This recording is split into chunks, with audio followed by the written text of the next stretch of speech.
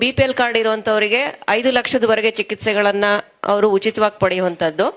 ಮತ್ತೆ APL card ಇರುವಂತವರು 1,50,000ವರೆಗೂ ಉಚಿತವಾಗಿ ಒಂದು ಸೇವೆಯನ್ನ ಪಡೆಯುವಂತದ್ದು. ಆಧಾರ್ ಕಾರ್ಡ್ ಮತ್ತೆ ಅವ್ರದ್ದು ರೇಷನ್ ಕಾರ್ಡ್ ಏನಿರುತ್ತೆ ಅದನ್ನೇ ಸ್ಕ್ಯಾನ್ ಮಾಡಿ ಈ ಒಂದು ಸೌಲಭ್ಯನ ನಾವು ಕೊಡ್ತಾ ಇದೀವಿ. ಅವರು ಹೇಗೆ ಇದು ATM ಕಾರ್ಡ್ ಇಟ್ಕೊಳ್ತೀವೋ ಆತರ ಕ್ಯಾರಿ ಮಾಡೋದಕ್ಕೆ ಈಸಿ ಕಾರ್ಡ್ ಎರಡೂ ಇರುತ್ತೆ. ಅದರಲ್ಲಿ ಅಬಾ ID ನಂಬರ್ ಅಂತಾನು ಇರುತ್ತೆ, ಈ ABPMJ ಕಾರ್ಡ್ ನಂಬರ್ ಸಹ ಇರುತ್ತೆ.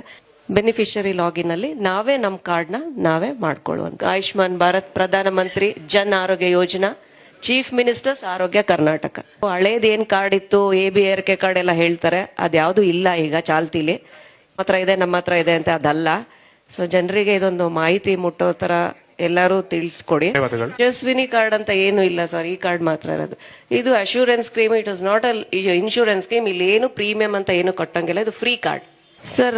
ಈಗ ಅದಕ್ಕೆ ಹೇಳ್ತಾ ಇರೋದು ನಾವೇ ಮಾಡ್ಕೊಳ್ಬಹುದು ಸರ್, ನಮ್ಮ ಫೋನಲ್ಲಿ ನಾವೇ ಮಾಡ್ಕೊಂಡ್ಬಿಡ್ಬೋದು. ಅರ್ಹತಾ ರೋಗಿಗಳು ಅಂದ್ರೆ BPL ಕಾರ್ಡ್ ಏನು ನಮ್ಮ 2013 ಆಹಾರ ಭದ್ರತೆ ಕಾಯ್ದೆಯಲ್ಲಿ BPL ಕಾರ್ಡ್ ಅಂತ ಯಾರು ಇದಾಗಿದೆ ನಾಮಿನೇಟ್ ಆಗಿದ್ದಾರೆ ಅಂತವರಿಗೆ, ಮತ್ತೆ APL ಕಾರ್ಡ್ ಅಂತ ಹೇಳ್ಬಿಟ್ಟು ಸಾಮಾನ್ಯ ರೋಗಿಗಳು ಅಂತ ಹೇಳಿದ್ರೆ APL ಕಾರ್ಡ್ ಇರುವಂತವ್ರು.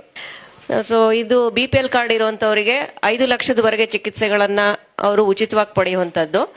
ಮತ್ತೆ APL ಕಾರ್ಡ್ ಇರುವಂತವರು 1,50,000ವರೆಗೂ ಉಚಿತವಾಗಿ ಒಂದು ಸೇವೆಯನ್ನ ಪಡೆಯುವಂತದ್ದು. ಇದರಲ್ಲಿ 30% ಅಷ್ಟು ಸರ್ಕಾರ ಅನುದಾನವನ್ನ ಬರ್ಸುತ್ತೆ, ಉಳಿದ 70% ಫಲಾನುಭವಿನೇ ಬರ್ಸ್ಬೇಕಾಗತ್ತೆ. ನೆಕ್ಸ್ಟ್ ಸಾರಿ. ಸೊ ಇದು ಹೇಗೆ ನಾವು ಈ ಕಾರ್ಡ್ನ ಪಡ್ಕೊಳ್ಬೇಕು ಅಂತ ಹೇಳಿದ್ರೆ, ಹತ್ತಿರದ ಹಾಸ್ಪಿಟ್ಲು ನಮ್ಮ ಸರ್ಕಾರಿ ಆಸ್ಪತ್ರೆಗೆ ಹೋಗ್ಬೇಕು. ಅವ್ರು ಹೋಗುವಾಗ ಜೊತೆಗೆ ಅವ್ರದ್ದು ಆಧಾರ್ ಕಾರ್ಡ್ ಮತ್ತೆ ರೇಷನ್ ಕಾರ್ಡ್ನ ತಗೊಂಡು ಹೋಗ್ಬೇಕಾಗತ್ತೆ.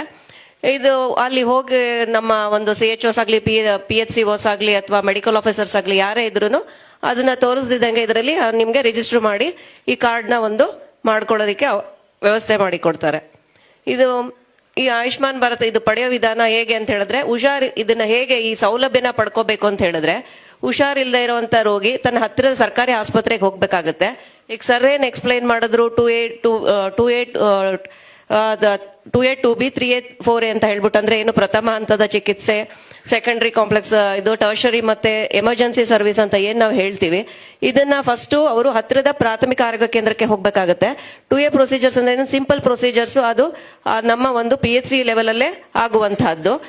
ನೆಕ್ಸ್ಟ್ ಒಂದು ಏನಂತ ಹೇಳಿದ್ರೆ ದ್ವಿತೀಯ ಹಂತದ್ದು ಅಂತ ಹೇಳಿದ್ರೆ, ತೃತೀಯ ಹಂತದ್ದು ಇದು ನಮ್ಮ ಸರ್ಕಾರಿ ಆಸ್ಪತ್ರೆಯಲ್ಲಿ ಲಭ್ಯವಿದ್ದಲ್ಲಿ ಅಲ್ಲೇ ಚಿಕಿತ್ಸೆ ನೀಡಲಾಗುತ್ತೆ. ಅಲ್ಲಿ ಲಭ್ಯ ಇಲ್ಲ ಅಂತ ಹೇಳಿದ್ರೆ ಅದನ್ನ ನಾವು ಪ್ರೈವೇಟ್ ಹಾಸ್ಪಿಟಲ್ ಏನ್ ನಮ್ ಜೊತೆ ಎಂಪ್ಯಾನಲ್ಮೆಂಟ್ ರಿಜಿಸ್ಟರ್ ಮಾಡ್ಕೊಂಡಿರ್ತಾರೆ ಅವರಿಗೆ ರೆಫರ್ ಮಾಡ್ಕೊಡಲಾಗುತ್ತೆ. ಅಲ್ಲಿಂದ ರೆಫರ್ ಮಾಡುವಾಗ